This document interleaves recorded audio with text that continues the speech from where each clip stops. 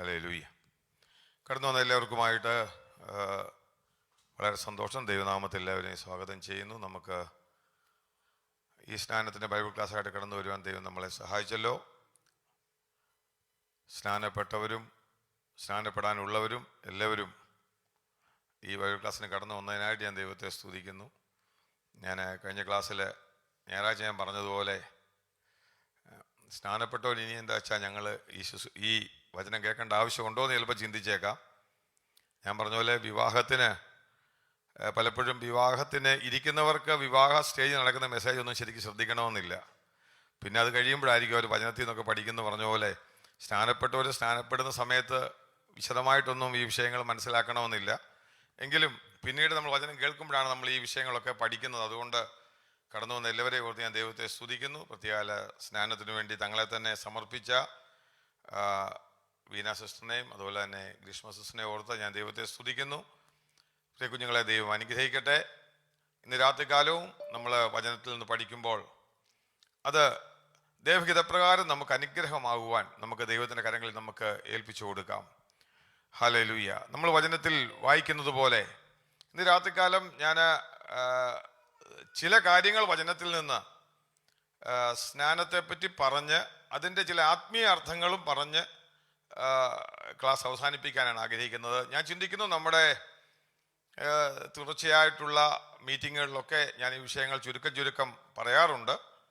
അതുകൊണ്ട് നിങ്ങൾക്ക് ആ വിഷയങ്ങളെപ്പറ്റി ചെറിയൊരു പരിജ്ഞാനം ഉണ്ടെന്ന് വിശ്വസിക്കുന്നു. എങ്കിലും ആ പറഞ്ഞ വിഷയങ്ങളെല്ലാം കൂടെ ഒന്ന് ക്രോഡീകരിച്ച് നമുക്കിന്ന് രാത്രികാലം ചിന്തിക്കുവാനാണ് ദൈവാത്മാവിൽ ശരണപ്പെടുന്നത്. നമ്മൾ എപ്പോഴും പറയുന്ന രണ്ട് കാര്യം ഞാൻ ഒരിക്കൽ കൂടി ആദ്യമേ പറഞ്ഞിട്ട് സ്നാനത്തിൻ്റെ വിഷയങ്ങളെ കടക്കുന്നതിന് മുമ്പായിട്ട് നമുക്കറിയാം കർത്താവ് നമുക്ക് തന്ന രണ്ട് കാർമ്മിക ശുശ്രൂഷകൾ ഞാൻ ചർച്ചയിൽ എപ്പോഴും പറയുന്നതാണ്. സ്നാന ശുശ്രൂഷയും കർത്താവിൻ്റെ മേശയുമാണ്. എന്നാൽ ഈ രണ്ട് ശുശ്രൂഷകളെയും പറ്റി കർത്താവ് ശിഷ്യന്മാർക്ക് കൽപ്പന കൊടുക്കുമ്പോൾ ആ ഒരു പ്രവൃത്തി ചെയ്യുന്ന ശുശ്രൂഷയല്ലാതെ അതിൻ്റെ ആഴത്തിലുള്ള ആത്മീയ അർത്ഥങ്ങളൊന്നും അവർക്ക് പറഞ്ഞു കൊടുത്തതായിട്ട് നമുക്ക് വചനത്തിൽ കാണാൻ പറ്റുന്നില്ല. കർത്താവിൻ്റെ മേശയാണെങ്കിലും നമുക്കറിയാം എൻ്റെ ഓർമ്മയ്ക്കായി ഇത് ചെയ്യുവീൻ എന്ന് പറഞ്ഞ് അവിടെ അവസാനിപ്പിക്കുന്നതേ ഉള്ളൂ. എന്നാൽ നമ്മൾ കൊരിന്ത്യ ലേഖനത്തിൽ പൗലോസ് അപ്പോസ്തലൻ അതിൻ്റെ അർത്ഥം ഇച്ചിരി വിശദീകരിക്കുമ്പോൾ താൻ ഇങ്ങനെ പറയുന്നുണ്ട്. അതിൻ്റെ വേറൊരു തലം കൂടെ താൻ പ്രായോഗിക ക്രിസ്ത്യ ജീവിതത്തിലുള്ള അതിൻ്റെ മീനിങ്ങും അതിൻ്റെ തലവും കൂടെ താൻ വിശദീകരിക്കുന്നുണ്ട്. ആ ശുശ്രൂഷ ഓർമ്മയ്ക്ക് വേണ്ടി മാത്രമല്ല, അതിനപ്പുറമായിട്ട് അതിൽ പങ്കെടുക്കുമ്പോൾ നമ്മളെ തന്നെ ശോധന ചെയ്യുവാനും നമ്മൾ അനുദിന ശുദ്ധീകരണത്തിനു വേണ്ടിയുള്ളൊരു ശുശ്രൂഷയായിട്ട് കർത്താവിൻ്റെ മേശയെ നമ്മളവിടെ കാണുന്നുണ്ട്. യേശു കർത്താവ് സ്നാനത്തിൻ്റെ കൽപ്പന ശിഷ്യന്മാർക്ക് കൊടുക്കുമ്പോൾ നമുക്കറിയാം അവിടെ പറയുന്ന കാര്യം ചുരുക്കമായിട്ട് താൻ പറയുന്നത് ഇങ്ങനെയാണ്: നിങ്ങൾ ഭൂലോകത്തിലൊക്കെയും പോയി സകല ജാതികളെ ശിഷ്യരാക്കി അവരെ പിതാവിൻ്റെ പുത്രൻ്റെ പരിശുദ്ധാത്മാവിൻ്റെ നാമത്തെ സ്നാനം കഴിപ്പിച്ച് ഞാൻ പഠിച്ചതൊക്കെയും ചെയ്യുവാൻ തക്കവണ്ണം അവരെ ഉപദേശിക്കണമെന്ന് പറഞ്ഞ് യേശു കർത്താവ് ശിഷ്യന്മാർക്ക് കൽപ്പന കൊടുക്കുക നമ്മൾ വചനത്തിൽ വായിക്കുന്നുണ്ട്.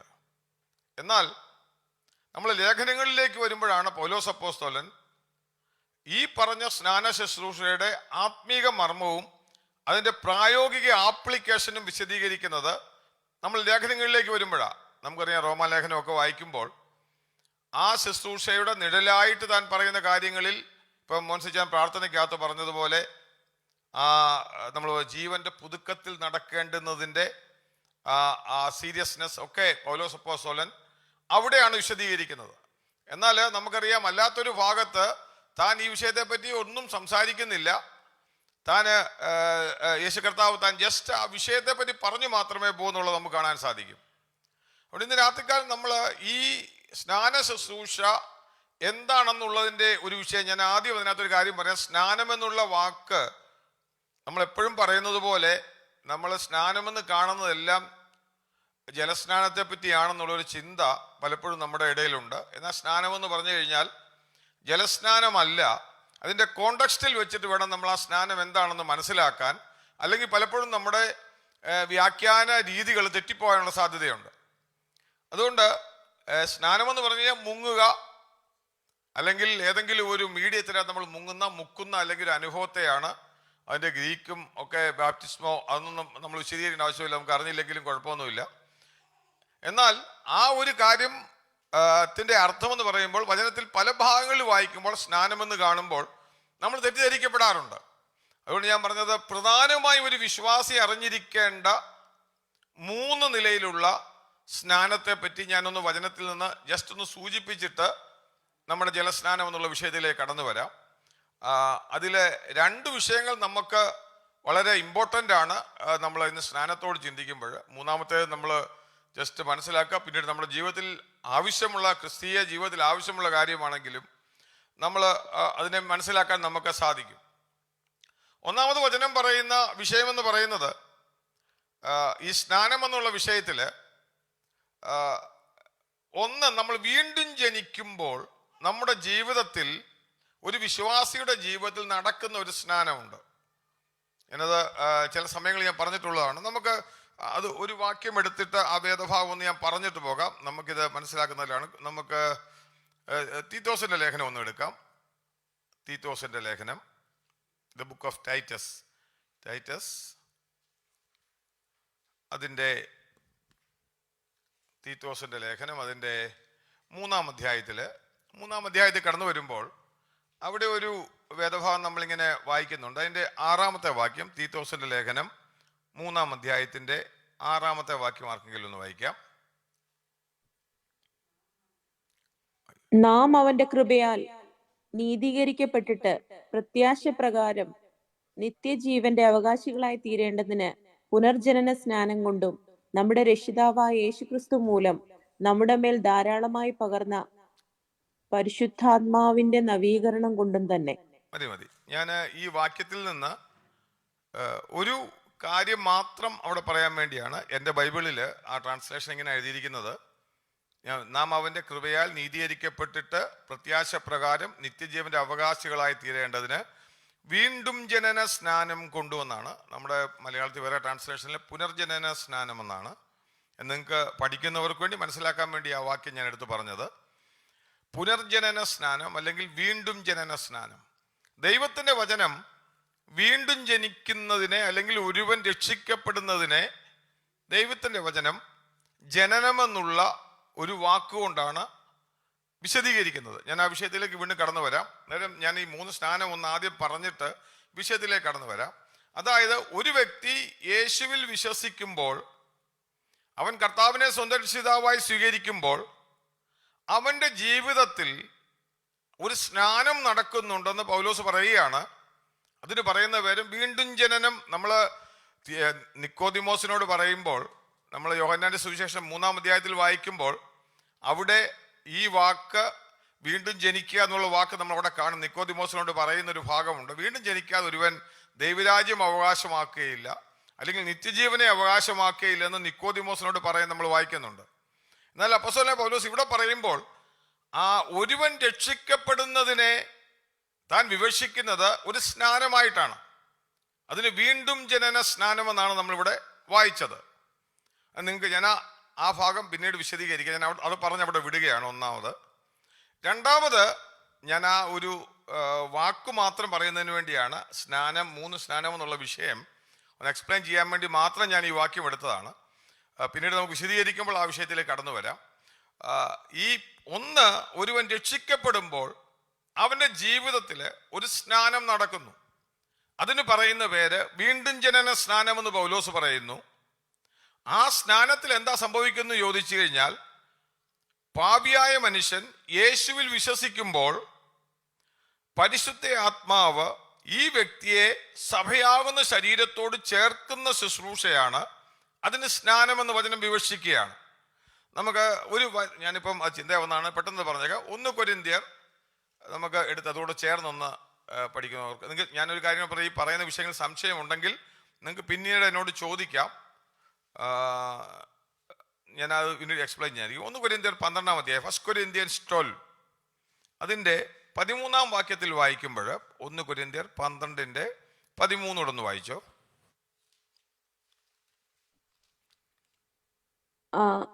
യഹൂദന്മാരോ യവനന്മാരോ ദാസന്മാരോ സ്വതന്ത്രരോ നാം എല്ലാവരും ഏക ശരീരമാകുമാറ് ഒരേ ആത്മാവിൽ സ്നാനമേറ്റും എല്ലാവരും ഒരേ ആത്മാവിനെ പാനം ചെയ്തുമിരിക്കുന്നു. ശ്രദ്ധിക്കുക, ഇവിടെ ഒരു സ്നാനം നമുക്ക് കാണാൻ സാധിക്കുന്നുണ്ട്. നമ്മുടെ അത് ഞാൻ പണ്ടൊരിക്കൽ പറഞ്ഞതാണ്. ഇതിൻ്റെ ഒരു ഇച്ചിരി തിയോളജിക്കലി മനസ്സിലാക്കേണ്ട ഒരു ഭാഗമാണ് ഇവിടെ. നമ്മൾ മലയാളം ബൈബിളിൽ ഒരേ ആത്മാവിൽ സ്നാനമേറ്റിരിക്കുന്നു എന്ന് പറയുന്ന ട്രാൻസ്ലേഷൻ റോങ് ആണ്. നമുക്ക് കിങ് ജെയിംസ് വേർഷനൊക്കെ എടുത്താൽ by one spirit we all are baptised into one body എന്നാണ് പറയുന്നത്. എന്നാൽ ഈ വാക്യം ഇങ്ങനെയാണോ ശരിക്കും പറയേണ്ടത്? നാം എല്ലാവരും ഏക ശരീരമാകുമാറ് ഒരേ ആത്മാവിനാൽ സ്നാനമേറ്റിരിക്കുന്നതാണ് പറയേണ്ടത്. ഒരേ ആത്മാവിൽ എന്നല്ല. ഞാൻ അത് നിങ്ങൾക്ക് ജസ്റ്റ് പഠിക്കുന്നവർക്ക് വേണ്ടി ഞാൻ ആ വാക്ക് പറഞ്ഞതാണ്. അതായത് ഒരേ ആത്മാവ് ഒരു വ്യക്തിയെ നമ്മൾ ഈ വാക്യത്തിൽ കാണുന്നതെന്നറിയാം. യഹൂദന്മാരോ യവനന്മാരോ ദാസന്മാരോ സ്വതന്ത്രരോ എല്ലാവരും ക്രിസ്തുവിൻ്റെ ഏക ശരീരമാകുന്ന ആ ശരീരത്തോട് അല്ലെങ്കിൽ സഭയോട് ചേർക്കപ്പെടുന്ന ഒരു സ്നാനം പരിശുദ്ധാത്മാവ് ചെയ്യുന്നതാണ് നമ്മൾ ഈ വാക്യത്തിൽ വായിച്ചത്. അതായത് ഒരുവൻ ക്രിസ്തുവിൽ വിശ്വസിക്കുമ്പോൾ, ഈ പറയുന്നത് യേശുവിൽ വിശ്വസിച്ച് രക്ഷിക്കപ്പെടുന്ന ഒരു വ്യക്തിയെ പറ്റിയാണ്. ഒരുവൻ എപ്പോഴാണ് ക്രിസ്തുവിൻ്റെ ശരീരമാകുന്ന സഭയോട് അംഗമാവെന്ന് ചോദിച്ചാൽ അവൻ യേശുവിൽ വിശ്വസിക്കുമ്പോൾ അവൻ്റെ ജീവിതത്തിൽ ദൈവത്തിൻ്റെ ആത്മാവ് ഒത്തിരി കാര്യങ്ങൾ ചെയ്യുന്നുണ്ട്. അതിനകത്തെ ഒരു കാര്യമാണ് നമ്മളിവിടെ വായിക്കുന്ന അവനെ സഭയാം ശരീരത്തോട് ചേർക്കുന്നു. ഈ രക്ഷിക്കപ്പെടുക എന്ന് പറയുന്ന വിഷയം തന്നെ ഒരു വലിയ വൈഡർ സബ്ജക്റ്റാണ്. അതിനകത്ത് ഞാൻ ആ വിഷയം പറയുമ്പോൾ നമുക്ക് എല്ലാവർക്കും അറിയാവുന്ന ഒത്തിരി, അതിന് വീണ്ടും ജനനം എന്ന് പേര് പറയുന്നുണ്ട്, പുതിയ സൃഷ്ടിയാകുമെന്ന് പറയുന്നുണ്ട്, പാപം മോചിക്കപ്പെട്ടു എന്ന് പറയുന്നുണ്ട്, നമുക്ക് ദൈവത്തോട് സമാധാനം വിശ്വസിച്ച് കഴിയുമ്പോൾ ഉണ്ടാകുമെന്ന് പറയുന്നുണ്ട്, നമ്മൾ പുത്രനിൽ കൂടെ നമ്മൾ ദൈവത്തോട് നിരപ്പ് പ്രാപിച്ചു വിശ്വസിക്കുമ്പോൾ നമ്മൾ വായിക്കുന്നുണ്ട്, അവനോട് കൂട്ടായ്മ ഉണ്ടാകുമെന്ന് പറയുന്നുണ്ട്, നമ്മുടെ വീണ്ടെടുപ്പ് നടന്നത് അപ്പോഴാണെന്ന് പറയുന്നുണ്ട്, ആത്മദാനം നമ്മുടെ ഹൃദയങ്ങളിൽ പകരപ്പെടുന്നത് അപ്പോഴാണെന്ന് പറയുന്നുണ്ട്.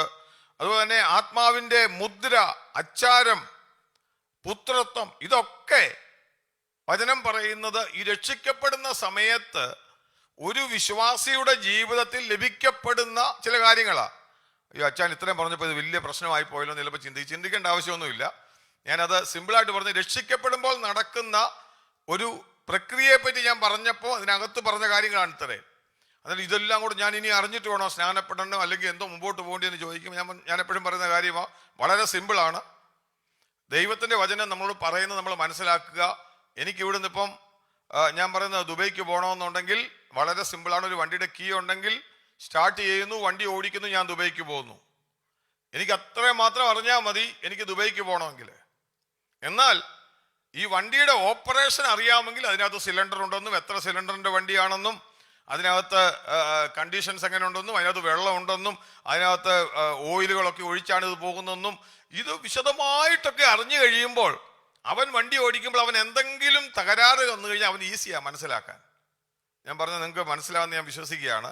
അതായത് നമ്മൾ രക്ഷിക്കപ്പെടുമ്പോൾ ഒരു വ്യക്തിയുടെ ജീവിതത്തിൽ സംഭവിക്കുന്ന സംഭവങ്ങൾ അദൃശ്യമണ്ഡലങ്ങളിൽ, ആത്മമണ്ഡലങ്ങളിൽ ഒരു വ്യക്തിയുടെ ജീവിതത്തിൽ നടക്കുന്ന സംഭവങ്ങൾ, ഒത്തിരി കാര്യങ്ങൾ തിരുവചനം പറയുന്നുണ്ട്.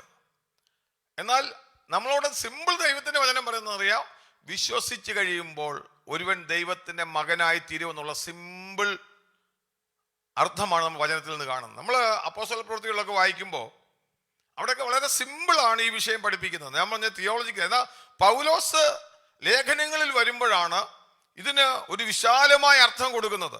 ഒരു ദൈവമകനെ സംബന്ധിച്ച് ഞാൻ പറഞ്ഞതുപോലെ അവൻ കർത്താവിൽ വിശ്വസിക്കുമ്പോൾ അവൻ നിത്യതയ്ക്കുള്ള യാത്രയിലേക്ക് കടക്കുക. അതിനകത്ത് അവന് തിയോളജിക്കലോ ഞാൻ ഈ പറഞ്ഞ കാര്യങ്ങളൊക്കെ അറിഞ്ഞില്ലെങ്കിലും അവൻ യേശുവിൽ വിശ്വസിച്ച് യേശുവിൻ്റെ കർത്തൃത്വം ഏറ്റെടുത്തൊരു വ്യക്തിയാണെങ്കിൽ അവൻ്റെ അനുദിന ജീവിതത്തിൽ അവൻ ക്രിസ്തുവിനെ പിന്തുടർന്ന് അവൻ്റെ ക്രിസ്ത്യ ജീവിതം നിത്യയിലേക്ക് നയിക്കുവാൻ സാധിക്കും. എന്നാൽ പൗലോസ് ഇത് വിശദീകരിക്കുമ്പോൾ പല നിലകളിൽ അതിൻ്റെ സ്പിരിച്വൽ മീനിങ്, ആത്മീയ അർത്ഥം വിശദീകരിക്കുന്നത് ആണ് ഞാൻ ഈ പറഞ്ഞ ചില കാര്യങ്ങൾ. ഞാൻ ജസ്റ്റ് ഓർപ്പിക്കാൻ വേണ്ടി പറഞ്ഞതാണ്. അതായത് ഒരുവൻ സഭയാം ശരീരത്തോട് ചേർക്കപ്പെടുന്നതെന്ന് പറയുന്നത് പരിശുദ്ധാത്മാവ് ആ വ്യക്തിയെ സഭയോട് ചേർക്കുമ്പോൾ അതിനെ തിരുവചനം പറയുന്നത് വീണ്ടും ജനന സ്നാനമെന്നും അല്ലെ പുനർജനന സ്നാനമെന്നും അല്ലെങ്കിൽ പരിശുദ്ധാത്മാവ് ചെയ്യുന്ന സ്നാനമെന്നും, baptism by the Holy Spirit by which a person into എന്ന് വെച്ച് കഴിഞ്ഞാൽ അവനെ ക്രിസ്തുവിന്റെ ശരീരമാകുന്ന സഭയോട് ചേർക്കുന്ന ശുശ്രൂഷയാണ്. ഞാൻ അത്രയും പറഞ്ഞ് ആ വിഷയം ഞാൻ ഡീറ്റെയിൽ ആയിട്ട് ആ വിഷയം അറിയേണ്ടിയവർക്ക് പിന്നീട് ചോദിച്ചാൽ ഞാൻ പറഞ്ഞുതരാം. ഞാൻ അവിടെ കൊണ്ട് ആ ഭാവം നിർത്തുകയാണ്. അതായത് ഒന്നാമത്തെ സ്നാനം എന്ന് പറയുന്നത് വീണ്ടും ജനന സ്നാനം. രണ്ടാമത്തെ സ്നാനം യേശു കർത്താവ് പഠിപ്പിക്കുമ്പോൾ, ഇത് ഞാൻ വിചാരിക്കും നിങ്ങൾക്ക് യേശു കർത്താവ് ഈ വിഷയത്തെ പറ്റി പറയുമ്പോൾ, യേശുവിൽ നിക്കോദിമോസിനോട് പറയുമ്പോൾ നമുക്കറിയാം, അവിടെ യേശു കർത്താവ് ഈ രക്ഷയെപ്പറ്റി പറയുമ്പോഴും ഒരു വിശദീകരണവും പറയുന്നില്ല. വിശ്വസിക്കുക എന്നൊറ്റ വാക്കേ പറയുന്നുള്ളൂ. ഞാൻ തന്നെ 3 കാര്യങ്ങൾ പറഞ്ഞു. കർത്താവിന്റെ മേശയെപ്പറ്റി യേശു കർത്താവ് പറയുമ്പോഴും സിമ്പിളായിട്ട് എൻ്റെ ഓർമ്മയ്ക്കായി ഇത് ചെയ്യുവിൻ. ജലസ്നാനത്തെ പറ്റി പറയുമ്പോൾ, ഞാൻ ജലസ്നാനത്തെ പറ്റി അല്ല ഇപ്പം പറയാം, നിങ്ങൾ അതുകൊണ്ട് തെറ്റിദ്ധരിക്കരുത്, ഞാൻ ജലസ്നാനത്തിലേക്ക് വരുന്നതേ ഉള്ളൂ. ജലസ്നാനത്തെ പറ്റി പറയുമ്പോഴും യേശു കർത്താവ് സിമ്പിളായിട്ട് എൻ്റെ പിതാവിൻ്റെയും പുത്രൻ്റെയും പരിശുദ്ധാത്മാവിൻ്റെയും നാമത്തിൽ സ്നാനമേറ്റ് നിങ്ങൾ വചനം അവരെ പഠിപ്പിച്ച് ശിഷ്യരാക്കണമെന്നുള്ള ഒരു ടീച്ചിങ് ആണ് യേശു കർത്താവ് കൊടുക്കുന്നത്. വിശ്വസിക്കുക എന്നുള്ള വിഷയം പറയുമ്പോഴും യേശു കർത്താവ് ഒന്നും അതിൻ്റെ തിയോളജിക്കൽ ആസ്പെക്ട്സ് വിശദീകരിക്കുന്നില്ല. ഞാൻ അതിന് ഇതായിട്ട് ഒരു വാക്യം എടുക്കാം. നമുക്കറിയാവുന്ന വാക്യമാണ്, യോഹന്നാന്റെ സുവിശേഷം, അതിൻ്റെ നമ്മൾ പറഞ്ഞ ഭാഗം തന്നെയാണ്, 3-ാം അധ്യായം. നിങ്ങൾ സംശയമുള്ളവർക്ക് വേണ്ടി മാത്രം ഞാൻ പറയുകയാണ്. യോഹന്നാന്റെ സുവിശേഷം 3-ാം അധ്യായത്തിൽ നമ്മൾ അവിടെ കാണുമ്പോൾ യേശു കർത്താവ് പറഞ്ഞ ആ വിഷയങ്ങളൊന്ന് ജസ്റ്റ് 2-3 വാക്യം വായിച്ച് ആ വിഷയത്തിൻ്റെ എക്സ്പ്ലനേഷൻ തന്നിട്ട് അങ്ങ് പോകാം.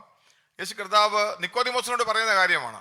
അവിടെ വീണ്ടും ജനിക്കുക അല്ലെങ്കിൽ രക്ഷിക്കപ്പെടുക എന്നുള്ളതിനെ പറ്റി താൻ പറയുന്ന കാര്യമുണ്ട്. 3-ാം വാക്യത്തിൽ, ഞാനത് വാക്യം മാത്രം നിങ്ങൾ നോട്ട് എഴുതുന്നവർ ജസ്റ്റ് നോട്ട് ചെയ്യാൻ വേണ്ടിയാണ്. ചാപ്റ്റർ 3 വേഴ്സ് 3-ൽ നമ്മൾ ഇങ്ങനെ വായിക്കുന്നത്, പുതുതായി ജനിച്ചില്ല എങ്കിൽ ദൈവരാജ്യം കാണുവാൻ ആർക്കും കഴിയുകയില്ല. നിക്കോദിമോസിനോട് പറയുന്ന വാക്കാണ്, പുതുതായി ജനിച്ചില്ല എങ്കിൽ നിങ്ങളിൽ ആർക്കും. അന്നേരം നിക്കോദിമോസ് സംശയം ചോദിക്കുന്നുണ്ട്, കർത്താവ് ഇതെന്തോ നീ പറയുന്നതെന്നൊക്കെ ചോദിക്കുന്നുണ്ട്. അതുപോലെ താൻ യേശു കർത്താവ് 7-ാം വാക്യത്തിൽ വീണ്ടും പറയുന്നുണ്ട്, നിങ്ങൾ പുതുതായി ജനിക്കണമെന്ന് ഞാൻ നിങ്ങളോട് പറയുമ്പോൾ ആശ്ചര്യപ്പെടരുത്. അതിന്റെ 7-ാം വാക്യം ഞാൻ വായിച്ചത്. വീണ്ടും നിക്കോദിമോസിനോട് പറയുക, ഞാൻ ഈ പുതുതായി ജനിക്കണം എന്ന് പറയുമ്പോൾ, നിക്കോദിമോസെ നീ എന്തിനാ ഈ ആശ്ചര്യപ്പെടുന്നെന്ന് ചോദിക്കുന്നു. ഉടനെ അതിന്റെ 9-ാം വാക്യത്തിൽ നിക്കോദിമോസിന് വീണ്ടും സംശയമാണ്. അതിന്റെ 9-ാം വാക്യം നിങ്ങൾ ബൈബിളിൽ എടുത്തു വെച്ചോണേ, 3-ന്റെ വാക്യം. 9-ാം വാക്യത്തിൽ ഇങ്ങനെ പറയുകയാണ്, ഇതെങ്ങനെ സംഭവിക്കുമെന്ന് ചോദിച്ചു. ഈ പുതുതായി ജനിക്കുക എന്ന് പറയുന്ന കാര്യം എങ്ങനെ സംഭവിക്കുമെന്ന് ചോദിക്കുകയാണ്. അപ്പോൾ യേശു കർത്താവ് 10-ാം വാക്യത്തിൽ, അതിന്റെ 11-ാം വാക്യത്തിൽ പറയുക, അതിന്റെ 12-ാം വാക്യത്തിൽ വായിക്കുമ്പോൾ സിമ്പിളായിട്ട് യേശു കർത്താവ് ഇങ്ങനെ പറയുന്നുണ്ട്, ഈ ഭൂമിയിലുള്ള കാര്യം വെച്ചിട്ട് ഞാൻ ഈ നടക്കുന്ന ആത്മമണ്ഡലത്തിൽ നടക്കുന്ന കാര്യങ്ങൾ നിന്നോട് പറഞ്ഞാൽ നിനക്കല്ലെങ്കിൽ സ്വർഗീയ കാര്യങ്ങൾ പറഞ്ഞാൽ, അതിന്റെ 12-ാം വാക്യമാണ്, സ്വർഗത്തിലുള്ളത് പറഞ്ഞാൽ നിങ്ങൾ എങ്ങനെ വിശ്വസിക്കും? അതായത് ഞാൻ സിമ്പിളായിട്ട് യേശു കർത്താവ് പറയുക, ഞാൻ ജനനം എന്നുള്ളൊരു ഉദാഹരണം വെച്ച് നിങ്ങളോട് പറയുകയാണ്. ഇതെങ്ങനെ സംഭവിക്കുമെന്ന് ചോദിച്ചാൽ നിക്കോദിമോസിനോട് പറയുക, ഇത് നിനക്ക് പറഞ്ഞാൽ, ഞാൻ സിമ്പിളായിട്ട് പറഞ്ഞിട്ട് ഈ പറയുന്നത് മനസ്സിലാകുന്നില്ലെങ്കിൽ അതിന്റെ മണ്ഡലത്തിലെ, ആത്മീയ മണ്ഡലത്തിലെ വിശാലമായ അർത്ഥം പറഞ്ഞാൽ നിനക്ക് എങ്ങനെ മനസ്സിലാവും എന്നുള്ളൊരു ചോദ്യം ചോദിക്കുകയാണ്. എന്നിട്ട് അതിന്റെ അടുത്ത ഭാഗത്ത് നമ്മൾ വായിക്കുമ്പോൾ, ഞാൻ അതാ പറഞ്ഞു വന്നത്, യേശു കർത്താവ് അന്നേരം എന്താണ് വീണ്ടും ജനനം എന്ന് പറയുക, എങ്ങനെ വിശ്വസിക്കുമെന്ന് പറഞ്ഞിട്ട് 13, 14, 15 വാക്യങ്ങളിൽ വായിക്കുമ്പോൾ അതിന്റെ ആത്മീക മർമ്മം യേശു കർത്താവ് വിശദീകരിക്കുക. എങ്ങനെയാണ് പുതുതായിട്ട് ജനിക്കുന്നത്? ഇങ്ങനെ വായിക്കുക, മോശ മരുഭൂമിയിൽ സർപ്പത്തെ ഉയർത്തിയതുപോലെ, 14-ാം വാക്യമാണ്, മനുഷ്യപുത്രനെയും ഉയർത്തേണ്ടതാകുന്നു, അവനിൽ വിശ്വസിക്കുന്ന ഏവനും നിത്യജീവൻ പ്രാപിക്കേണ്ടതിന് തന്നെ. അപ്പോൾ ദൈവരാജ്യത്തിൽ കടക്കുക അല്ലെങ്കിൽ നിത്യജീവൻ പ്രാപിക്കുക എന്ന് പറയുന്നതിന്റെ അർത്ഥം സിമ്പിളായിട്ട് പറയുക, കാൽവരി ക്രൂശിൽ മോശ ഉയർത്തിയതുപോലെ മനുഷ്യപുത്രൻ ഉയർത്തിയ മനുഷ്യപുത്രനിൽ നമ്മൾ വിശ്വസിക്കുമ്പോൾ അവന് നിത്യജീവൻ പ്രാപിക്കുമെന്നുള്ള സിമ്പിൾ ഡെഫിനിഷൻ. അതിന്റെ 16-ാം വാക്യം ഇങ്ങനെ പറയുന്നത്, തന്റെ ഏകജാതനായ പുത്രനിൽ വിശ്വസിക്കുന്ന ഏവനും നശിച്ചു പോകാതെ നിത്യജീവൻ പ്രാപിക്കേണ്ടതിന് ദൈവം അവനെ നൽകുവാൻ തക്കവണ്ണം ലോകത്തെ സ്നേഹിച്ചു. അന്നേരം എന്താ സിമ്പിൾ ഡെഫിനിഷൻ? അവനിൽ, പുത്രനിൽ വിശ്വസിക്കുക. അപ്പോൾ ഞാൻ പറഞ്ഞതിന്റെ അർത്ഥം വീണ്ടും ജനനം അല്ലെങ്കിൽ നമ്മൾ പറഞ്ഞ പോലെ രക്ഷിക്കപ്പെടുക, അല്ലെങ്കിൽ ഈ പറയുന്ന വാക്കിന്റെ അർത്ഥം എന്ന് പറയുന്നത് യേശുവിൽ വിശ്വസിക്കുക, ആ ക്രൂശിൽ മരിക്കപ്പെട്ട യേശുവിൽ വിശ്വസിക്കുക എന്നുള്ള മീനിങ് ആണ് നമ്മളവിടെ കാണുന്നത്. ഞാൻ നേരത്തെ പറഞ്ഞ പോലെ യേശു കർത്താവ് ഇവിടുത്തെ മാത്രം പറഞ്ഞു, എന്നിൽ വിശ്വസിച്ചാൽ നിത്യജീവനുണ്ട്. അവിടെ നമ്മൾ സുവിശേഷങ്ങളിലൊക്കെ നമ്മൾ വായിക്കുമ്പോൾ, ആദ്യം തൊട്ട് അവസാനം വരെ വായിക്കുമ്പോൾ യേശു കർത്താവ് പറയുക, ഞാൻ ജീവന്റെ അപ്പമാകുന്നു എന്നൊക്കെ പറഞ്ഞിട്ട് അവിടെ എല്ലാം വിശ്വസിക്കുന്ന കാര്യങ്ങൾ മാത്രമേ, അതിന്റെ ഡീപ്പർ മീനിങ്സ് ഒന്നും യേശു കർത്താവ് വിശദീകരിക്കുന്നില്ല. എന്നാൽ ഞാനിപ്പോൾ ഉദാഹരണത്തിന് പറഞ്ഞു, നിങ്ങൾ ഈ വിഷയം പറഞ്ഞുകൊണ്ട് എൻ്റെ സ്നാനത്തിലേക്ക് ഞാൻ കടന്നില്ല. ഇത് പറഞ്ഞു കഴിഞ്ഞാൽ സ്നാനം പിന്നെ ഈസിയാണ്, അതുകൊണ്ട് ഞാൻ പറഞ്ഞു പോവാ കേട്ടോ. എന്നാൽ ഇതിന്റെ ഡീപ്പർ മീനിങ് പൗലോസ് തൻ്റെ ലേഖനങ്ങളിലൊക്കെ എഴുതപ്പെട്ടിട്ടുണ്ട്. ഇപ്പം നമ്മൾ വായിച്ച വേദഭാഗം തന്നെ എടുക്കാം. ഞാൻ ഒന്നുകൂടെ പറയാം. നമുക്ക് ആ തീത്തോസ് ലേഖനത്തിലേക്ക് കടന്നു വരുമ്പോൾ ഈ പറയുന്ന പുനർജനന സ്നാനം എന്ന് പറഞ്ഞ വിഷയത്തിൽ തന്നെ അപ്പോസ്തലനായ പൗലോസ് പറയുന്ന ഒരു ഭാഗം നമ്മളൊന്ന് ശ്രദ്ധിച്ച് നോക്കിയാൽ നമുക്ക് കാണാൻ പറ്റും. നിങ്ങൾ ആ വാക്യ ബൈബിൾ ഒന്ന് എടുക്കുക, അതൊന്ന് വായിക്കണേ. ടൈറ്റസ് തീത്തോസിന്റെ ലേഖനം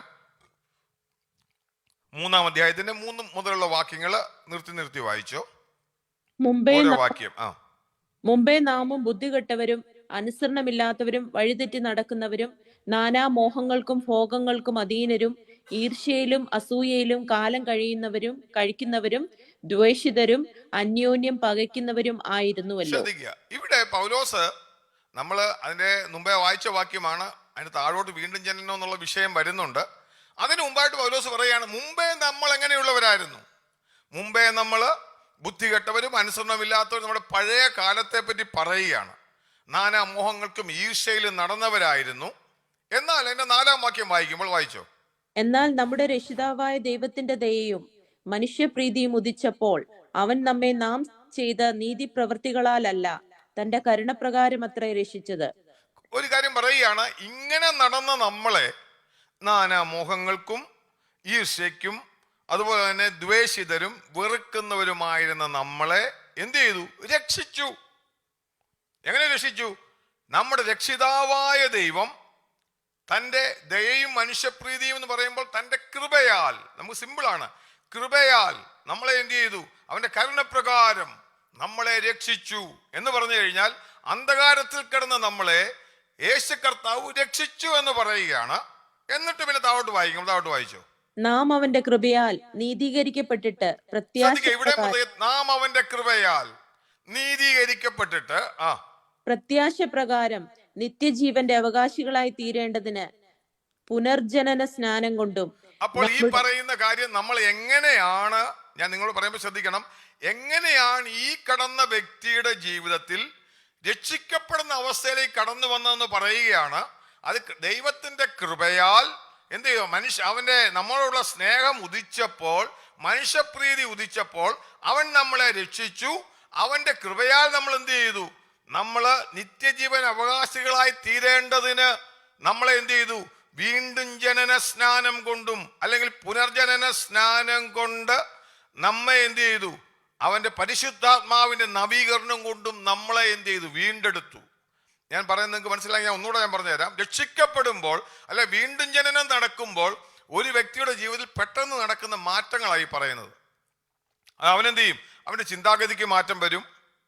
പണ്ട് കാലത്ത് ലോകത്തിന് മോഹങ്ങൾ നടന്നാൽ, ഞാൻ പറയാം, ഒരുവൻ രക്ഷിക്കപ്പെട്ടോ എന്നറിയുന്നത് അവന്റെ ഉള്ളിലെ ആ ക്യാരക്ടറിൽ വരുന്ന ചേഞ്ചാ. പണ്ട് കാലത്ത് ഈശയിൽ നടന്നാൽ കുഴപ്പമില്ല, ലോകത്തിന്റെ മോഹത്തിൽ നടന്നാൽ കുഴപ്പമില്ല, അതുപോലെ നമ്മളിവിടെ വായിക്കുന്ന ഓരോ കാര്യങ്ങളുണ്ട്. എന്നാൽ ഇപ്പോഴ് അവന്റെ മനസ്സിൽ പരിശുദ്ധാത്മാവിന്റെ ജീവനും അല്ലെങ്കിൽ വീണ്ടും ജനനവും നടന്നപ്പോൾ നമ്മൾ വചനത്തിൽ വായിക്കുന്ന ഒരു കാര്യം, അവന്റെ ചിന്താഗതികൾക്ക് മാറ്റം വന്നിരിക്കുകയാണ്. ഒരുവൻ രക്ഷിക്കപ്പെട്ടോ തിരിച്ചറിയുന്നത് എങ്ങനെയാണെന്ന് ചോദിച്ചു കഴിഞ്ഞാൽ ഞാൻ പറയട്ടെ, നമ്മൾ അവന്റെ ജീവിതത്തിൽ വന്ന മാറ്റം നമുക്കറിയാം. പൗലോസ് യേശു കർത്താവ് വിശ്വസിക്കാൽ നിത്യജീവൻ വരുമെന്ന് പറഞ്ഞ കാര്യത്തിന്റെ ഒരു വലിയ മർമ്മമാണ് താൻ ഇവിടെ വിശദീകരിക്കുന്നത്.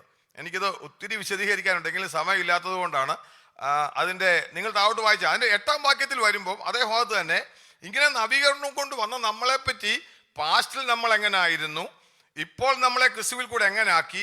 8-ാം വാക്യത്തിൽ വായിക്കുമ്പോൾ നമ്മളെ പറ്റി എന്താണ് ഉദ്ദേശിക്കുന്നത്, അതോടൊന്ന് വായിച്ചു. ഈ വചനം വിശ്വാസയോഗ്യം. ദൈവത്തിൽ വിശ്വസിച്ചവർ സൽപ്രവർത്തികളിൽ ഉത്സാഹികളായിരിക്കാൻ കരുതേണ്ടതിന് നീ ഇത് ഉറപ്പിച്ചു പറയണമെന്ന് ഞാൻ ഇച്ഛിക്കുന്നു. ശ്രദ്ധിക്കുക, എന്താണ് നമ്മളെ പറ്റി ഉദ്ദേശിച്ചത്? അന്ധകാരത്തിൽ കിടന്ന നമ്മളെ ക്രിസ്തുയേശു അവന്റെ കൃപയാൽ വിളിച്ച് നമ്മളെ രക്ഷിക്കപ്പെടുത്തി നമ്മുടെ ഉള്ളിൽ അന്ധകാരത്തിൽ നിന്ന് വിടുവിക്കപ്പെട്ടു. ഇനി നമ്മുടെ ജീവിതം സൽപ്രവർത്തികളിലേക്ക് മാറേണ്ടത് നീ ഇത് ഉറപ്പിച്ച് പറയണം. ഞാൻ പറയുന്നത് നിങ്ങൾക്ക് മനസ്സിലാവുന്നുണ്ടല്ലോ. ഇതാണ് കർത്താവ് രക്ഷിക്കപ്പെടുക എന്ന് പറയുന്നത്. ഇനി ഇതിന്റെ തന്നെ ഞാനിപ്പോൾ നിങ്ങൾക്ക് റോമാലേഖനം എഫേസ്യ ലേഖനം 2-ാം അധ്യായം അറിയാവുന്നവർക്കും ഇതേ കാര്യം തന്നെ തിരിച്ചറിയാൻ പറ്റും. എഫേസ്യ ലേഖനം 2-ാം അധ്യായം നമ്മൾ പലപ്പോഴും ഞാനിവിടെ പറഞ്ഞിട്ടുള്ളതാണ്. എങ്കിലും ജസ്റ്റ് അതിനകത്തെ വാക്യങ്ങളൊന്ന് വായിച്ചിട്ട് നിങ്ങൾക്ക് വായിച്ചു പോയാൽ നിങ്ങൾക്ക് മനസ്സിലാവും. ഈ പറയുന്ന 2 കാര്യങ്ങളും ഒരേ വിഷയമാണ് പൗലോസ് വിശദീകരിക്കുന്നത്. എഫേസ്യയിലെ 2-ാം അധ്യായത്തിന് 1 മുതൽ താഴോട്ടൊന്ന് സിസ്റ്റർ വായിച്ചു പോയിക്കോ, ഞാൻ പെട്ടെന്ന് പറഞ്ഞു അതിക്രമങ്ങളാലും പാപങ്ങളാലും മരിച്ചവരായിരുന്ന നിങ്ങളെയും അവൻ ഉയർപ്പിച്ചു. അവയിൽ നിങ്ങൾ മുമ്പേ ഈ ലോകത്തിന്റെ കാലഗതിയെയും ആകാശത്തിലെ അധികാരത്തിനും അനുസരണക്കേണ്ട മക്കളിൽ ഇപ്പോൾ വ്യാപരിക്കുന്ന ആത്മാവിനും അധിപതിയായവനെയും അനുസരിച്ച് നടന്നു. ശ്രദ്ധിച്ച്, ഈ ഭാഗം നമ്മൾ തീത്തോസ് ലേഖനം 3:3 വായിച്ച അതേ കണ്ടന്റ് തന്നെയാ പറയുന്നത്. നമ്മൾ ഇതുപോലെ ലോകത്തിന് അനുരൂപമായി ഇഷ്ടം പോലെ നടന്നവരായിരുന്നു എന്ന് പൗലോസ് വീണ്ടും ഇവിടെയും അത് തന്നെ എടുത്തു പറയുക. അനുസരണക്കേടിന്റെ മക്കളിൽ വ്യാപരിക്കുന്ന ആത്മാവിന് അധിപതിയായവനെയും അനുസരിച്ച് നടന്നു. എന്നിട്ട് അതിന്റെ പിന്നെ ഞാൻ ആ ഭാഗം നിങ്ങൾ അവിടെ വായിച്ച സമയമില്ലാത്തതുകൊണ്ട് ഞാൻ പെട്ടെന്ന് വായിക്കുന്നില്ല. അതിന്റെ 4-ാം വാക്യം വായിച്ചു കഴിഞ്ഞാൽ എന്ത് ചെയ്തെന്ന് നോക്കിക്കേ.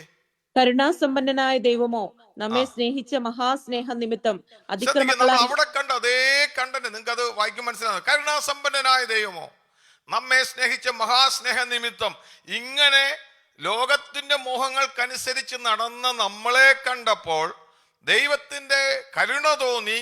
അതുകൊണ്ട് കരുണാസമ്പന്നനായ ദൈവം എന്ത് ചെയ്തു? നമ്മളെ ഇവിടെ പറയുമ്പോൾ ആ വാക്കിന് വേറൊരു വാക്കാ പറയുന്നത്. വായിച്ചോ, അതോട്ട് വായിച്ചോ. നമ്മെ സ്നേഹിച്ച മഹാസ്നേഹ നിമിത്തം അതിക്രമങ്ങളാൽ മരിച്ചവരായിരുന്ന നമ്മെ ക്രിസ്തുവിനോടുകൂടെ ജീവിപ്പിക്കുകയും കൃപയാൽ അത്രേ നിങ്ങൾ രക്ഷിക്കപ്പെട്ടിരിക്കുന്നു. ശ്രദ്ധിക്കുക, അന്നേരം മതി. അവിടെ നിങ്ങൾ വായിച്ചതല്ലോ. ഇവിടെ പറയുകയാണ്, അവിടെ നമ്മൾ പറഞ്ഞു രക്ഷിക്കപ്പെടുന്ന കാര്യം നമ്മൾ തീത്തോസ് ലേഖനത്തിൽ പറഞ്ഞു. ഇവിടെ പറയുകയാണ് ക്രിസ്തുവിനോടുകൂടെ ജീവിപ്പിച്ചിരിക്കുന്നു, കൃപയാൽ നമ്മൾ രക്ഷിക്കപ്പെട്ടിരിക്കുന്നു.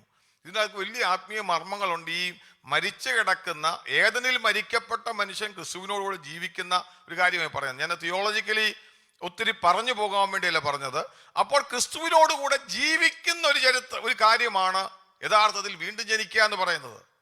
ക്രിസ്തുവിനോട് കൂടെ ജീവിപ്പിച്ചു. അതിനെ പൗലോസ് എന്നിട്ട് കോമായിട്ടിട്ട് പറയാ, കൃപയാലല്ലോ നിങ്ങൾ വിശ്വാസം മൂലം രക്ഷിക്കപ്പെട്ടിരിക്കുന്നു. എന്നിട്ട് ഇനി നിങ്ങൾക്ക് ആ ഒരു ഭാഗം മാത്രം ഞാൻ പറഞ്ഞു പോവാ. എന്നിട്ട് അതിന്റെ 8-ാം വാക്യം കൊടുന്ന് വായിച്ചോ. കൃപയാലല്ലോ നിങ്ങൾ വിശ്വാസം മൂലം രക്ഷിക്കപ്പെട്ടിരിക്കുന്നത്. അവിടെ നിങ്ങൾ ശ്രദ്ധിക്കുക, എന്ത് ചെയ്യുന്നു? കൃപയാലല്ലോ നിങ്ങൾ വിശ്വാസം മൂലം രക്ഷിക്കുക. അന്നേരം ഈ പറയുന്ന മുകളിൽ പറഞ്ഞ ആ അന്ധകാരം അല്ലെങ്കിൽ ലോകത്തിന്റെ അധിപതികൾക്ക് മുമ്പിൽ നടന്ന നമ്മളെ സ്നേഹിച്ച ദൈവം തന്റെ കരുണ കൊണ്ട് നമ്മളെ രക്ഷിച്ചു. കൃപയാൽ അത്ര രക്ഷിക്കപ്പെട്ടിരിക്കുന്നത്. ഈ കൃപയാൽ രക്ഷിക്കപ്പെട്ടത് എങ്ങനെയാണെന്ന് ചോദിച്ചാൽ 8-ാം വാക്യത്തിൽ നമ്മൾ വായിക്കുകയാണ് വിശ്വാസം മൂലം രക്ഷിക്കപ്പെട്ടിരിക്കുന്നു. അപ്പൊ ഇതിന്റെ എല്ലാം ഒറ്റ വാക്ക് യേശു കർത്താവ് പറഞ്ഞു, അവനെ വിശ്വസിക്കുന്നവന് നിത്യജീവനുണ്ടെന്ന് പറഞ്ഞത്. പൗലോസ് അതിന്റെ ആത്മീയ അർത്ഥം, സ്പിരിച്വൽ മീനിങ്, അതായത് നമ്മുടെ ഈ ഭൗമിക മണ്ഡലമല്ല അതിനപ്പുറത്തുള്ള മീനിങ് പൗലോസ് വിശദീകരിക്കുക. നമ്മൾ എന്ത് ചെയ്തു? അവനോട് കൂടെ ജീവിപ്പിച്ചു. എപ്പോഴാ? കൃപയാൽ അത്ര നിങ്ങൾ വിശ്വാസം മൂലം. നമ്മൾ വിശ്വസിക്കുമ്പോൾ ഈ കാര്യങ്ങളൊക്കെ നടന്നോ നമുക്ക് പോലും അറിയത്തില്ല. ഞാൻ പറഞ്ഞത്. എന്നിട്ട് ഇവിടെ പറയുന്നുണ്ട് ക്രിസ്തുവിനോട് കൂടെ നമ്മളെ എന്ത് ചെയ്തു? ജീവിപ്പിച്ചു. എന്നിട്ട് അതിന്റെ 10-ാം വാക്യം ഒന്ന് വായിച്ചോ. ഞാൻ പെട്ടെന്ന് പറഞ്ഞു. നാം അവന്റെ കൈപ്പണിയായി സൽപ്രവർത്തികൾക്കായിട്ട് ക്രിസ്തുയേശുവിൽ സൃഷ്ടിക്കപ്പെട്ടവരാകുന്നു. അന്നേരം ഇതിന്റെ 1 മുതലുള്ള വാക്യങ്ങളിൽ അതിന്റെ ഓർഡർ എങ്ങനെയാണ് എന്ന് വെച്ചാൽ, പാപത്തിൽ കടന്ന, വേണ്ടാതെ കടന്ന, അല്ലെങ്കിൽ ലോകത്തിന്റെ പിന്നാലെ പോയ നമ്മളെ കരുണാസമ്പന്നനായ ദൈവം തന്റെ കൃപയാൽ നമ്മളെ രക്ഷിച്ചു. നമ്മളെ എന്ത് ചെയ്തു? ദൈവത്തിന്റെ നമ്മളെ രക്ഷിച്ചു. രക്ഷിച്ചത് എങ്ങനെയാണ്? അവനോട് കൂടെ നമ്മളെ അതിക്രമങ്ങളാൽ മരിച്ചവരായിരുന്നു നമ്മളെ അവനോട് കൂടെ ഉയർപ്പിച്ചു. എന്നിട്ട് കൃപയാലല്ലോ നിങ്ങൾ വിശ്വാസം മൂലം രക്ഷിക്കപ്പെട്ടിരിക്കുന്നു. So when you believe in Jesus, യേശുവിൽ വിശ്വസിക്കുമ്പോൾ, കൃപയാൽ വിശ്വാസം മൂലം രക്ഷിക്കപ്പെടുമ്പോൾ ആത്മമണ്ഡലത്തിൽ ചില കാര്യങ്ങൾ നടക്കുന്നുണ്ട്. അതുകൊണ്ടാണ് ഇവന്റെ ഉള്ളിൽ ചില ചേഞ്ചസ് വരുന്നത്. ഇവൻ അറിയാതെ ഇവന്റെ ക്യാരക്ടർ മാറുന്നത്. പണ്ടുള്ള അവന്റെ ഇഷ്ടങ്ങൾക്കൊരു വ്യത്യാസം വരുന്നത്. എന്തുകൊണ്ടെന്ന് ചോദിച്ചു കഴിഞ്ഞാൽ, അവനെ ക്രിസ്തുവിനോട് കൂടെ ഉയർപ്പിച്ചു. ഞാൻ ഈ വിഷയം മുമ്പോട്ട് ഒത്തിരി നീട്ടിപ്പോയി കഴിഞ്ഞാൽ നമ്മുടെ സ്നാനത്തെ പറ്റിയുള്ള വിഷയം പറയാൻ തികയത്തില്ല. അത് ഞാൻ ഇവിടെ ഒരു കാര്യം കൂടെ പറഞ്ഞ് അവസാനിപ്പിക്കാം. എന്ത് ചെയ്യും? രക്ഷിക്കപ്പെടുക എന്ന് പറഞ്ഞാൽ പൗലോസ് കൂടെ പറയുന്നത് എന്തോ? ക്രിസ്തുവിനോട് കൂടെ ഉയർക്കുക. ക്രിസ്തുവിനോട് കൂടെ ഉയർക്കണം. നമ്മൾ ആദ്യം 2-ാം അധ്യായത്തിന്റെ 1-ാം വാക്യത്തിൽ നമ്മൾ എന്താ വായിച്ചത്? മരിച്ചവരായിരുന്നു നമ്മൾ, അവനോട് കൂടെ ഉയർത്തെഴുന്നേറ്റു. അതിന്റെ 1-ാം അധ്യായത്തിന്റെ അവസാന വാക്യത്തിൽ പറയുമ്പോൾ എന്നറിയോ? അതിന്റെ 1-ാം അധ്യായത്തിന്റെ 20-ാം വാക്യത്തിൽ വായിക്കുമ്പോൾ, അങ്ങനെ, ഞാനത് വായിക്കാൻ സമയമില്ലാത്തതാണ്, അങ്ങനെ അവൻ ക്രിസ്തുവിലും വ്യാപരിച്ച് അവനെ മരിച്ചവരുടെ ഇടയിൽ നിന്ന് ഉയർപ്പിച്ചു. മരിച്ചവരുടെ ഇടയിൽ കിടന്ന ക്രിസ്തുവിനെ അവിടെ പറയുന്നു പരിശുദ്ധാത്മാവിന്റെ ശക്തിയാൽ അവനെ ഉയർപ്പിച്ചെന്ന് പറയുകയാണ്. ആ ഉയർപ്പിന്റെ കൂട്ടത്തിൽ നമ്മളിവിടെ വായിച്ചത് ക്രിസ്തുവിനോട് കൂടെ നമ്മളെയും ജീവിപ്പിച്ചു. സോ ഞാൻ പറഞ്ഞതിനർത്ഥം നിങ്ങൾ മനസ്സിലായോ? അതായത് നമ്മൾ വിശ്വസിക്കുമ്പോൾ അദൃശ്യ മണ്ഡലങ്ങളിൽ ആത്മീയ സ്പിരിച്വലായിട്ട് പല കാര്യങ്ങളും നടക്കുന്നുണ്ട്. ഞാൻ പറഞ്ഞു മുമ്പ് ഞാൻ പറഞ്ഞ വീണ്ടെടുപ്പ്, രക്ഷ, നീതീകരണം, അതുപോലെ തന്നെ ഒത്തിരി കാര്യങ്ങൾ നടക്കുന്നുണ്ട്. പുതിയ സൃഷ്ടിയാകുക, ഇതൊക്കെ നടക്കുന്നത് എല്ലാം ഒന്നും നമുക്ക് അറിയണമെന്നില്ല. യേശു കർത്താവ് പറഞ്ഞ പോലെ വിശ്വസിച്ചാൽ നീ നിത്യജീവന്റെ അവകാശിയായി കർത്താവിന്റെ പിന്നാലെ പോവുക. ഞാൻ പറഞ്ഞു ഇവിടുന്ന് ദുബൈക്ക് വണ്ടി ഓടിക്കണമെന്നുണ്ടെങ്കിൽ ബാക്കിയൊന്നും അറിയേണ്ട ആവശ്യമില്ല, അറിയുന്നത് നല്ലതാണ്.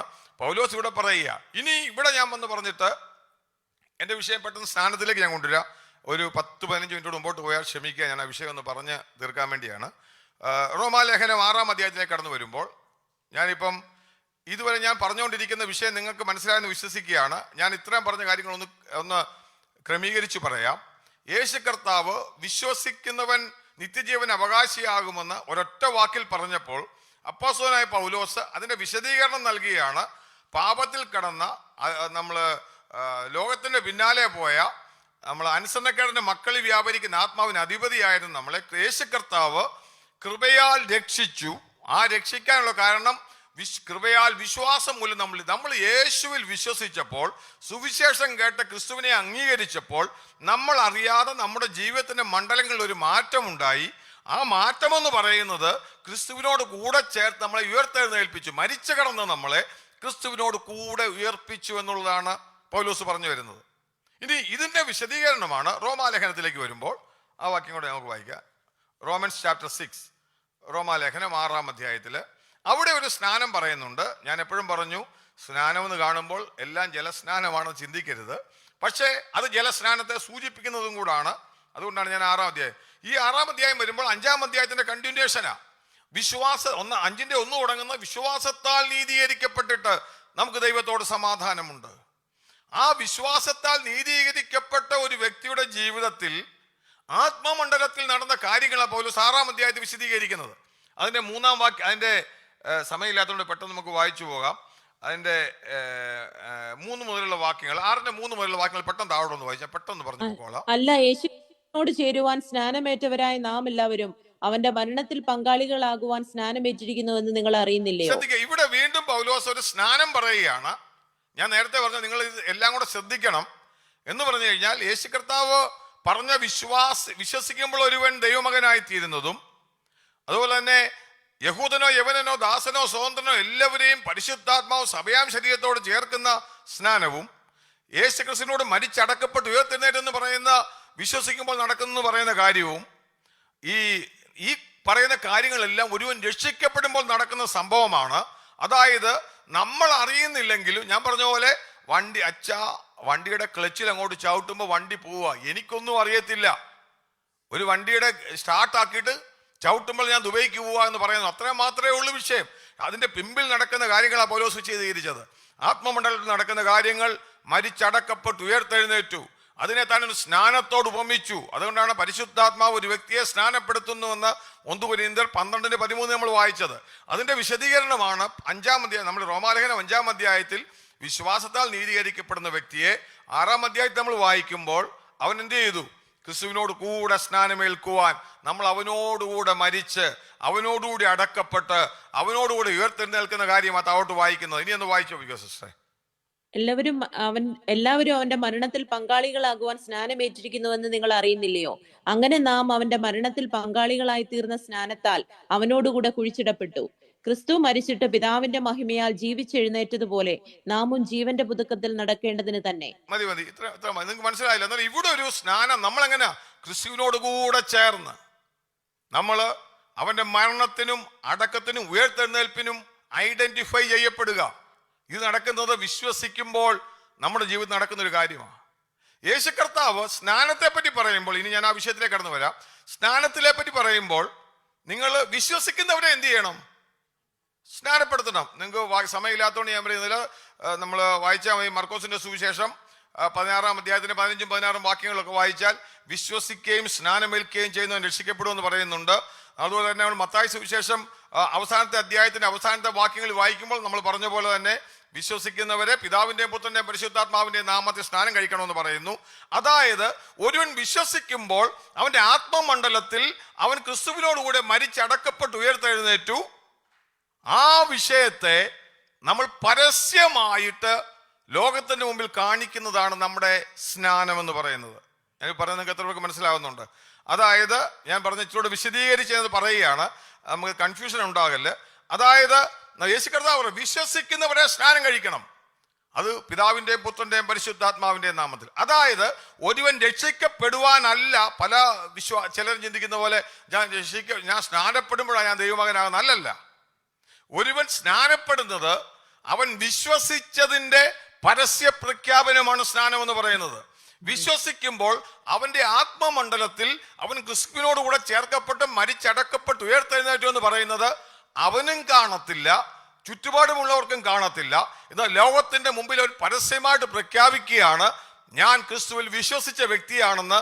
ഈ സ്നാനം അതിന്റെ നിഴലായിട്ട്, ജലത്തിൽ നമ്മൾ സ്നാനപ്പെടുമ്പോൾ താൻ മരിച്ച് അടക്കപ്പെട്ട് ഉയർത്തെഴുന്നേറ്റ നിഴലായിട്ട് പരസ്യമായിട്ട് കാണിച്ചിട്ട് പറയുകയാണ്, ഞാൻ ഇനി ജീവന്റെ പുതുക്കത്തിൽ നടക്കും. തൻ്റെ ഉള്ളിൽ വന്ന ആ ചേഞ്ചിന്റെ ബാഹ്യമായ പ്രവൃത്തിയാണ്.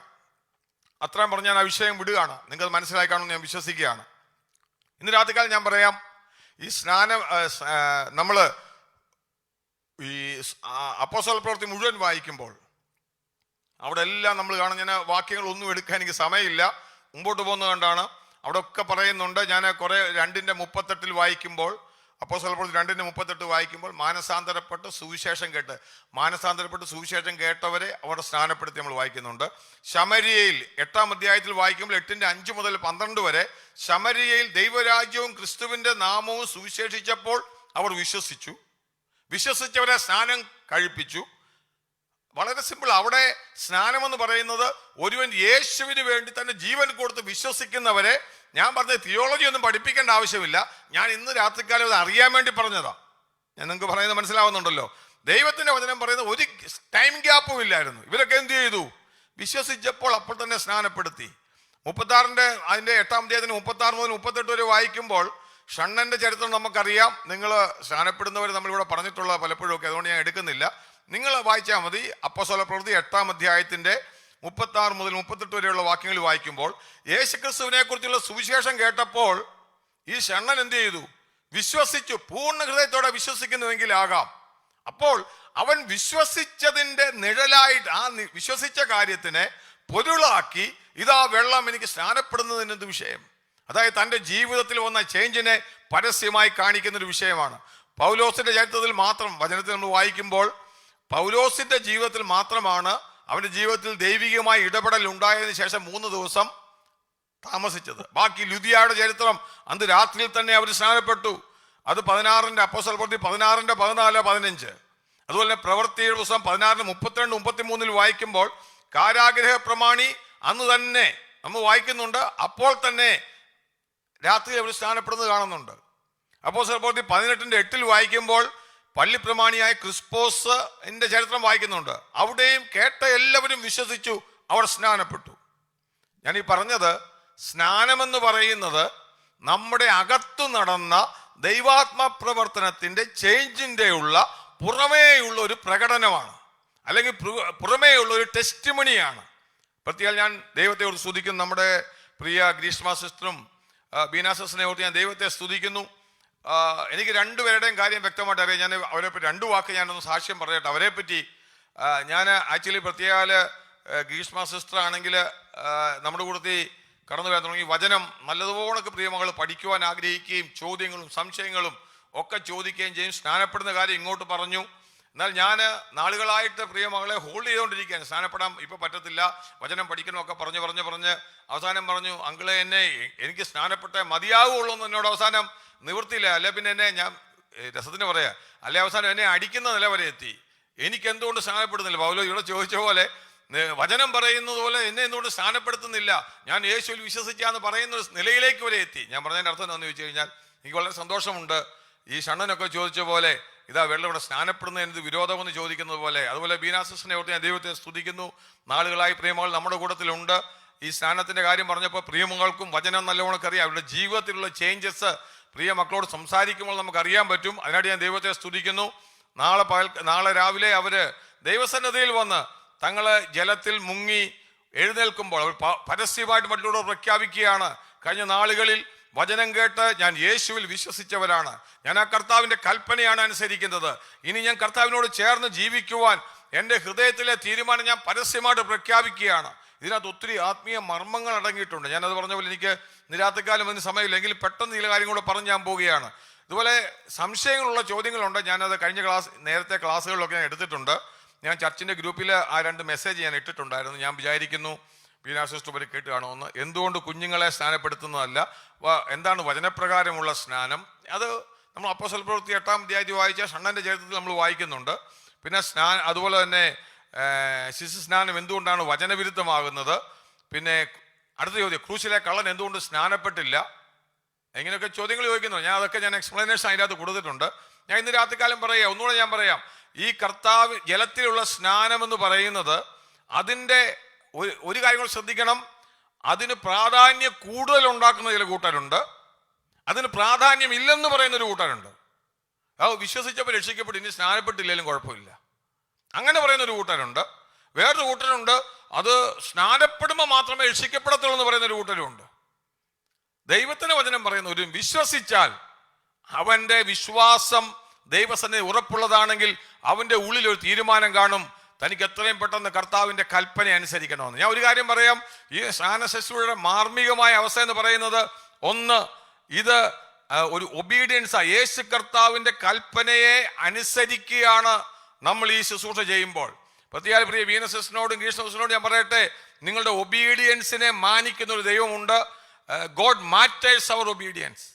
നിങ്ങൾ ഇന്ന് നിങ്ങളെടുത്ത തീരുമാനം നാളെ അത് നിങ്ങൾ പ്രാവർത്തികമാക്കുമ്പോൾ ദൈവഹിതമെങ്കിൽ ഞാൻ ഒരു കാര്യം പറയാം, നിങ്ങളുടെ ഒബീഡിയൻസിനെ, അനുസരണത്തെ മാനിക്കുന്ന ഒരു ദൈവമുണ്ട്. ഞാൻ പറഞ്ഞു, കർത്താവ് കൊടുത്ത 2 കൽപ്പനകളും കർത്താവിൻ്റെ മേശയായാലും അതിൻ്റെ പിമ്പിലും അനുസരണമാണ്. മേശ പങ്കെടുത്തില്ല എന്തോ ഞാൻ പറയാം, നമുക്കുള്ള അനുഗ്രഹം തന്നെ നഷ്ടപ്പെടുത്തുന്നവരായി തീരുക നമ്മൾ. അതുപോലെ തന്നെ ഞാൻ പറയാം, 2ാമത് തിരുവചനം പറയുന്നത് അപ്പോസ്തോലിക ഉപദേശമാണ്. അപ്പോസ്തലന്മാരത് പറഞ്ഞു. 3-ാമത് എബ്രായ ലേഖനം 6-ാം അധ്യായത്തിന്റെ 1-2 വാക്യങ്ങൾ വായിക്കുമ്പോൾ ഇത് അടിസ്ഥാന ഉപദേശത്തെ പറയാം, സ്നാനങ്ങളെ പറ്റിയുള്ള ഉപദേശം.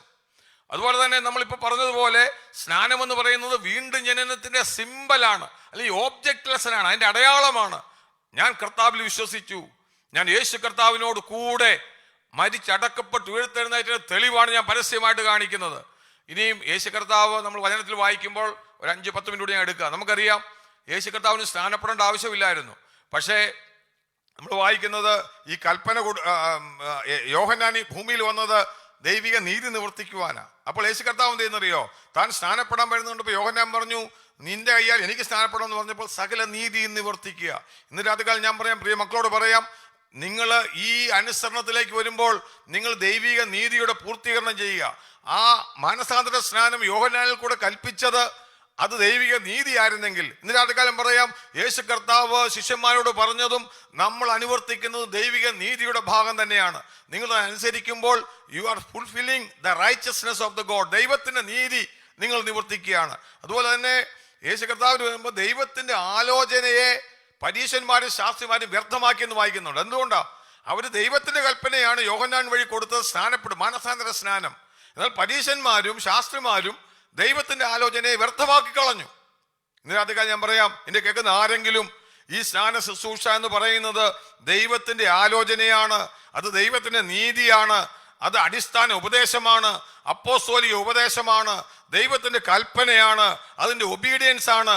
പത്രോസ് അപ്പോസ്തലൻ പറയുമ്പോൾ നല്ല മനസാക്ഷിയുടെ ഒരപേക്ഷയാണ്. ഇന്ന് രാത്രികാലം ഞാൻ പറയാം, ഇത്രയും നീണ്ട ലിസ്റ്റ് സ്നാനത്തെപ്പറ്റി ദൈവത്തിന്റെ വചനം പറയുന്നത്, എല്ലാം വാക്യങ്ങൾ എടുക്കാൻ സമയമില്ലാത്തതുകൊണ്ട് എടുക്കുന്നില്ല. നിരാത്രികാലം പ്രിയ മക്കളോട് ഞാൻ പറയട്ടെ, നിങ്ങൾ ചെയ്യുന്ന ശുശ്രൂഷ ആത്മമണ്ഡലത്തിൽ നിങ്ങൾ വിശ്വസിച്ചപ്പോൾ ദൈവത്തിന്റെ ആത്മാവ് നിങ്ങളുടെ ജീവിതത്തിൽ ചെയ്തെടുത്ത ചില പ്രവർത്തികളുടെ പുറമേയുള്ള ഒരു ടെസ്റ്റ് മണിയാണ് നാളെ നിങ്ങൾ ചെയ്യുന്നത്. അത് നിങ്ങളുടെ ജീവിതത്തിൽ അനുഗ്രഹമായിട്ട് മാറും. നമ്മൾ ഇതിനെ നിഴലായിട്ട് 1 കൊരിന്ത്യർ 10-ാം അധ്യായത്തിൽ വായിക്കുമ്പോൾ അവർ ഇസ്രായേൽ മക്കൾ ചെങ്കടൽ കടന്നതിനെ സ്നാനത്തിന് നിഴലായിട്ട് നമ്മൾ വായിക്കുന്നുണ്ട്. ഒരിക്കൽ അവരുടെ പിന്നാലെ വന്ന ഫറവോനും സൈന്യവും എന്നേക്കുമായി നശിച്ചു പോകുന്നതിന്റെ നിഴല. നാളെ രാവിലെ ഞാൻ പറയാം, നിങ്ങളുടെ ജീവിതത്തിൽ നിങ്ങൾ ശുശ്രൂഷയിൽ പങ്കെടുക്കുമ്പോൾ എന്നേക്കുമായിട്ടുള്ള നിങ്ങളുടെ ജീവിതത്തിൽ പണ്ട് അന്ധകാരത്തിൽ നിന്ന് അത്ഭുത പ്രകാശത്തിലേക്ക് നിങ്ങൾ മാറ്റിയ ആ മാറ്റത്തിന്റെ ഒരു ഞാൻ പറയാം ഒരു ടെസ്റ്റ് മണി നിങ്ങൾ പരസ്യമായിട്ട് പറയുകയാണ്. നിങ്ങളുടെ ജീവിതത്തിൽ അനുഗ്രഹമായി മാറുമെന്ന് ഞാൻ പൂർണ്ണമായിട്ട് വിശ്വസിക്കുകയാണ്. എത്ര പേർക്ക് ഇന്ന് രാത്രിക്കാലം അത് പറയാൻ പറ്റും? പ്രിയമക്കളെ ഓർത്ത് ഞാൻ ദൈവത്തെ സ്തുതിക്കുകയാണ്. ഞാൻ അതിനകത്ത് വിശദീകരിക്കുന്നില്ല. അതുകൊണ്ട് ഞാൻ പറഞ്ഞ വിഷയങ്ങൾ ഏകദേശം എല്ലാം നിങ്ങൾക്ക് മനസ്സിലായി കാണുമെന്ന് ഞാൻ വിശ്വസിക്കുക. അതായത് ഇനി മൂന്നാമതൊരു സ്ഥാനങ്ങളുണ്ട്, അതുകൊണ്ട് ഒരു വാക്ക് പറഞ്ഞിട്ട് പോകാം. യേശു കർത്താവ് ശിഷ്യന്മാരോട് പറഞ്ഞു, നിങ്ങൾ യെരൂശലേം വിട്ടുപോകാതെ ശിഷ്യന്മാരോട് പറയുകയാണ്, ഉയരത്തിൽ നിന്നുള്ള ശക്തി പ്രാപിക്കുന്നവോളം കാത്തിരിക്കുക. അത് പരിശുദ്ധാത്മാവിൽ മുക്കിയുള്ള സ്നാനം. അവിടെ നമ്മളെ രക്ഷിക്കപ്പെടുമ്പോൾ ദൈവത്തിന്റെ പരിശുദ്ധാത്മാവ് നമ്മളെ സഭയാം ശരീരത്തോട് ചേർക്കുന്ന സ്നാനമാണെങ്കിൽ, ജലസ്നാനം എന്ന് പറയുന്നത് വിശ്വസിച്ച വ്യക്തിയെ സ്നാപകനായ ദൈവദാസനോ അല്ലെങ്കിൽ മറ്റുള്ളവരോ ജലത്തിൽ മുക്കുന്ന സ്നാനമാണെങ്കിൽ, നമ്മൾ ദൈവത്തിന്റെ വചനം വായിക്കുന്നു, യേശു കർത്താവ് ഇങ്ങനെ പറയുക, എൻ്റെ പിന്നാലെ വരുന്നവൻ നിങ്ങളെ പരിശുദ്ധാത്മാവിൽ സ്നാനപ്പെടുത്തുന്നു യോഹന്നാൻ പറയുക. അത് തന്നെ താൻ ആവർത്തിച്ചിട്ട് അപ്പോസ്തലപ്രവൃത്തി പറയുമ്പോൾ, എൻ്റെ പിതാവിൻ്റെ വാഗ്ദത്തം, നിങ്ങൾ ആ വാക്യങ്ങൾ ഒരു മിനിറ്റ് ഞാൻ അതുകൂടെ വായിച്ചിട്ട് പോട്ടെ. മൂന്നാമത്തെ സ്നാനം എന്ന് പറയുന്നത് അത് 1-ാം അധ്യായത്തിൽ നമ്മൾ ഇങ്ങനെ വായിക്കുന്നത്, ഇങ്ങനെ വായിക്കുന്നു. അതിൻ്റെ 1-ാം അധ്യായത്തിന്റെ അപ്പോസ്തലപ്രവൃത്തി 1-ാം അധ്യായത്തിന്റെ 4-ാം വാക്യത്തില്, യെരൂശലേം വിട്ടുപോകാതെ എന്നോട് കേട്ട പിതാവിന്റെ വാഗ്ദത്തത്തിനായി കാത്തിരിക്കണം. അവര് ശക്തിപ്പെട്ടു പോകുന്നതിന് മുമ്പായിട്ട് പിതാവിന്റെ വാഗ്ദത്തത്തിനായിട്ട് കാത്തിരിക്കണം. എന്നിട്ട് പറയുകയാണ്, ഞാൻ ഇങ്ങനെ പറയുന്നു, എന്നാൽ പരിശുദ്ധാത്മാവ് വരുമ്പോ നിങ്ങൾ ശക്തി ലഭിച്ച് നിങ്ങൾ എൻ്റെ സാക്ഷികളാകും. യേശു കർത്താവ് തൻ്റെ ശക്തിക്ക് വേണ്ടി കാത്തിരിക്കുന്ന വ്യക്തികളെ പരിശുദ്ധാത്മാവിൽ മുക്കി സ്നാനപ്പെടുത്തുന്ന ശുശ്രൂഷയാണ് ഇവിടെ പറയുന്നത്. രാത്രികാലം പറയാം, ദൈവമക്കൾക്ക് വേണ്ടുന്ന അത്യാവശ്യമായിട്ട് കൃത്യ ചെയ്തുകൊണ്ടുന്ന 3 സ്നാനങ്ങൾ. ഒന്നൊരുവൻ രക്ഷിക്കപ്പെടുമ്പോൾ പരിശുദ്ധാത്മാവ് സഭയാം ശരീരത്തോട് അവനെ ചേർക്കുന്ന സ്നാനം. രണ്ടാമത് അങ്ങനെ ആത്മമണ്ഡലത്തിൽ നടന്നതിന്റെ പബ്ലിക് ടെസ്റ്റിമണി ആയിട്ട്, പരസ്യമായിട്ട് അവൻ ജലത്തിൽ സ്നാനപ്പെടുന്ന സ്നാനം. മൂന്നാമത് ഒരുവൻ ദൈവത്തിന് സാക്ഷിയാകണമെങ്കിൽ ശക്തി പ്രാപിച്ച് ദൈവത്തിന് വേണ്ടി നിൽക്കുന്ന ഒരു അളവുണ്ട്. ആ ഒരു ഭാഗമെന്ന് പറയുന്നത് ദൈവത്തിന്റെ പരിശുദ്ധാത്മാവിൽ യേശു കർത്താവിനെ മുക്കിയുള്ള ഒരു സ്നാനം. എന്തിനാണെന്നറിയാമോ? അന്യഭാഷ പറയാനല്ല, ശക്തി ലഭിക്കുന്നതിന് വേണ്ടി. അന്യഭാഷ അടയാളം മാത്രമായിരുന്നു അവിടെ. രാത്രികാലം പറയാം, അങ്ങനെ ശക്തി ലഭിച്ച് ദൈവത്തിന് വേണ്ടി നിൽക്കുന്നവരായി മാറുവാൻ. ഇന്ന് രാത്രികാലം എൻ്റെ വചനം കേട്ട എല്ലാവരെയും ഓർത്ത് ഞാൻ ദൈവത്തെ സ്തുതിക്കുന്നു. പ്രത്യേകം പ്രിയ കുഞ്ഞുങ്ങളോട് പറയട്ടെ, ബീനാസിനോടും ഗ്രീഷ്മസിനോടും പറയാനുള്ളത്, നിങ്ങളെടുക്കുന്ന കാൽ ചുവടുകൾ ഒട്ടും നഷ്ടമല്ല, ആത്മമണ്ഡലത്തിൽ വലിയ വ്യത്യാസങ്ങളെ ഉണ്ടാക്കുന്നതാണ്. അതുകൊണ്ട് അവസാനിക്കുന്നില്ല. നമ്മളിങ്ങനെ വചനം വായിക്കുമ്പോൾ യേശു കർത്താവ് സ്നാനക്കുളത്തിൽ നിന്ന് ഇറങ്ങിയപ്പോൾ പരിശുദ്ധാത്മ പ്രാവുന്ന പോലെ അവൻ്റെ മേൽ വന്നു നമ്മൾ വായിക്കുന്നുണ്ട്. ഞാൻ പറയാം, ഇന്ന് നമ്മൾ Christianity is based on super natural things, മാനുഷികമായ ചിന്തകളിലല്ല. ഞാൻ പറയാം, ദൈവത്തിന്റെ ആത്മാവിന്റെ ശക്തി പ്രിയമക്കൾ പ്രാർത്ഥിക്കുക. കർത്താവേ, സ്നാനക്കുളത്തിൽ നിന്ന് ഇറങ്ങി വരുമ്പോൾ ഞങ്ങളുടെ മേലെ ശക്തി പകരപ്പെടണമെന്നേ ഉള്ള പ്രാർത്ഥനയോടെ നിങ്ങൾ കടന്നു വരുമ്പോൾ ഞാൻ പറയാം, ആ സാക്ഷികളാകാനുള്ള ശക്തി, നിങ്ങളുടെ ഭയം മാറും, നിങ്ങളുടെ പേടി മാറും. പേടിച്ചു തൂറികളായിരുന്ന പത്രോസിനെ ധൈര്യവാന്മാരാക്കി ദൈവവചനം ശക്തിയോടെ പറയുവാൻ, കൂട്ടുകാരോട്, വീട്ടുകാരോട്, തൻ്റെ ചാർച്ചക്കാരോട്, സമൂഹത്തോട് പറയുവാൻ ശക്തി ലഭിച്ചതുപോലെ ഞാൻ പറയാം, നിങ്ങൾ അതിനുവേണ്ടി തുടർന്ന് ആഗ്രഹിക്കുക. ഞാൻ പറയാം, നിങ്ങളുടെ ക്രിസ്തീയ ജീവിതം ധന്യമായി തീരുമെന്ന് ഞാൻ പരിപൂർണമായിട്ട് വിശ്വസിക്കുകയാണ്.